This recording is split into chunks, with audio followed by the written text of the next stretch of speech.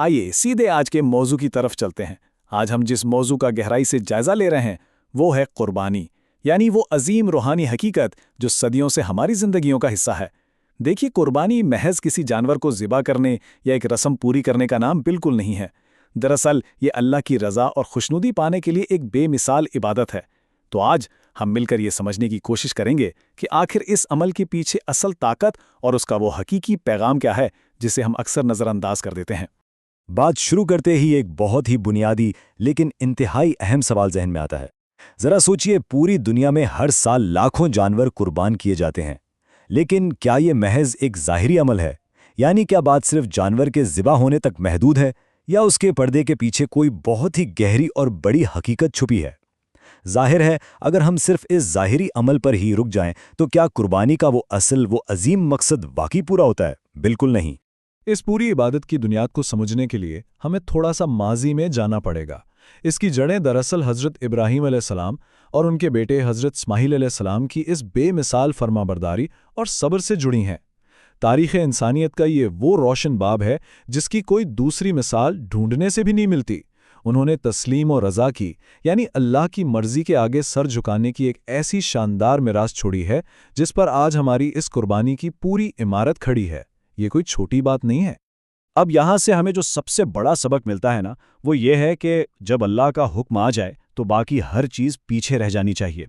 मतलब मोहब्बत इलाही को हर हाल में अव्वल तरजीह मिलनी चाहिए। जब वो आला हुक्म आ जाए तो इंसान को अपनी सारी ज़ाती ख्वाहिशात, दुनिया की तमाम राहतें और अपनी हर पसंद खुशी खुशी कुर्बान कर देनी चाहिए। इससे हमें यह साफ पता चलता है कि अल्लाह की मोहब्बत वो वाहिद ताकत है जो दुनिया के हर रिश्ते, हर लगाव और हर चीज़ से कहीं ज़्यादा बुलंद होनी चाहिए। अब एक और वाकई दिलचस्प पहलू देखें। अगर हम ज़ाहिरी अमल और उसके बातिनी मकसद का मुवाजना करें तो दोनों बिल्कुल अलग नज़र आते हैं। एक तरफ तो बस जानवर को ज़बह करने का जिस्मानी अमल है, लेकिन दूसरी तरफ उस अमल का असल और बड़ा हदफ है, और वो हदफ है दिल के अंदर अल्लाह की सच्ची मोहब्बत, खालिस नीयत और तक़वा पैदा करना। यानी सच्ची बात तो ये है कि कुर्बानी का असल मकसद हमारे अंदर की वो तब्दीली है जो हमारे दिल को और हमारे पूरे वजूद को अंदर से बिल्कुल पाक करके रख दे।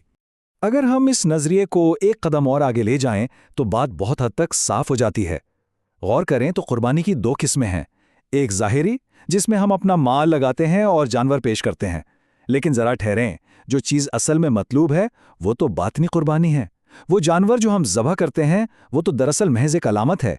असल में जिसे कुर्बान होना चाहिए वो है हमारी अपनी अना, हमारा गुरूर, हमारे अंदर का लालच और हमारे तमाम बुरे अमाल। सच पूछिए तो जब तक ये अंदरूनी चीज़ें ज़बह नहीं होती, कुर्बानी की हकीकत बिल्कुल अधूरी रहती है। इस पूरी रूहानी बहस का सबसे खूबसूरत निचोड़ कुरान मजीद की एक वाज़े आयत में मौजूद है जो शक की कोई गुंजाइश ही नहीं छोड़ती। वो ये है कि अल्लाह तक ना तो इन जानवरों का गोश्त पहुंचता है और ना ही उनका खून, बल्कि उस तक जो चीज़ पहुंचती है वो है हमारे दिलों का तक़वा। बस यही वो एक चीज़ है जो वाकई माने रखती है। तक़वा और खुलूस नीयत ही वो कल्बी कैफियत है जो महज गोश्त और खून के एक ज़ाहिरी अमल को उठाकर एक इतनी अजीमुशान इबादत का दर्जा दे देती है। अब ज़रा फ़र्द की ज़ात और अना से थोड़ा बाहर निकल कर देखें, इस रूहानी अमल का हमारे पूरे माशरे पर कितना गहरा असर होता है। गोश्त की ये जो हम तकसीम करते हैं ना, ये कोई मामूली बात नहीं है। ये एक इंतहाई ज़बरदस्त समाजी जिम्मेदारी का एहसास है। हम इसे 3 हिस्सों में बांटते हैं: गरीब और मिस्कीन, रिश्तेदार और अपना ख़ानदान। तो ये महज गोश्त के टुकड़े बांटने का अमल नहीं रहा, ये तो एक ऐसा खूबसूरत निज़ाम बन गया है जो हम सबको एक दूसरे से और माशरे की मजमूई भलाई से जोड़ देता है। और जब हम ये हिस्से बांटते हैं तो दरअसल हम क्या कर रहे होते हैं? हम खुशियां बांट रहे होते हैं, ख़ास तौर पर उन लोगों में जो शायद सारा साल इसका इंतज़ार करते हैं। ये अमल माशरे के अंदर भाईचारे, हमदर्दी और एक दूसरे का सहारा बनने का एक बहुत ही मजबूत नेटवर्क खड़ा कर देता है।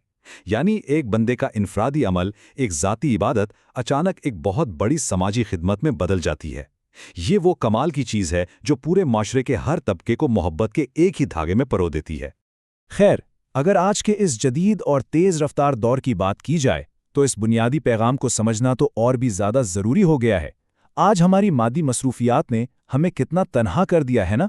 इस भाग दौड़ वाली ज़िंदगी में सिर्फ रिवायती अंदाज में एक रस्म पूरी कर देना बिल्कुल काफ़ी नहीं है। हमें इस ज़ाहिरी अमल के खौल से बाहर निकलना होगा। वो पैगाम जो सदियों पहले दिया गया था اسے دوبارہ زندہ کرنا ہوگا۔ رسم کے پیچھے جو اصل روح چھپی ہے اسے بیدال کرنا ہی آج کے وقت کی سب سے بڑی ضرورت ہے۔ تو پھر سوال یہ پیدا ہوتا ہے کہ یہ حقیقی قربانی آخر پروان کیسے چڑھے گی؟ اس کا سیدھا سا جواب یہ ہے کہ جب ہمارے کردار کے اندر سچائی، بے پناہ صبر، ایثار اور سچی انسانیت پوری طرح سے جڑ پکڑ لیتی ہے نا، بس اسی وقت قربانی کی اصل روح ہمیں حاصل ہوتی ہے۔ یاد رکھیں، یہ سال میں صرف ایک دن کا کام نہیں ہے، یہ تو ایک مستقل جد و جہد ہے، ایک ایسا سفر ہے جو ہماری سوچ، ہمارے رویوں اور ہمارے روزمرہ کے اعمال کو مکمل طور پر بدل کر رکھ دیتا ہے۔ اور جب کوئی شخص کسی اتنے بلند روحانی مقصد کے لیے اپنی سب سے پیاری چیز چھوڑتا ہے تو ذرا سوچیں اس کا اثر کتنا زبردست ہوگا۔ یہ عمل دنیا کو بتا دیتا ہے کہ اللہ کی رضا کے سامنے اس دنیا کی محبت اور دنیاوی لگاؤ کی کوئی حیثیت ہی نہیں، اور جو کوئی بھی اس راستے پر چلتا ہے اسے نہ صرف اس دنیا میں بے پناہ انعامات ملتے ہیں بلکہ آخرت کی وہ شاندار کامیابی بھی یقینی ہو جاتی ہے جس کا وعدہ کیا گیا ہے۔ یقین مانیں، محبت الہی اور ایمان کی اصل معراج یہی تو ہے۔ اب جب کہ ہم اپنے اس تجزیے کے بالکل اختتام پر آ گئے ہیں تو ایک بہت ہی چپتا ہوا اور غور طلب سوال باقی رہ جاتا ہے۔ جانور تو ہم نے قربان کر دیا، لیکن کیا ہم نے اپنے اندر بیٹھی انا کو ذبح کیا؟ ظاہری رسم تو بڑی دھوم دھام سے مکمل ہو گئی، لیکن کیا ہمارے اندر کا غرور اور غفلت واقعی ختم ہوئی؟ یہ وہ سوچ ہے، یہ وہ سوال ہے جس کا جواب کسی اور کے پاس نہیں، بلکہ ہم میں سے ہر ایک کو اپنے اپنے باطن میں خود تلاش کرنا ہے۔ ذرا سوچئے گا ضرور۔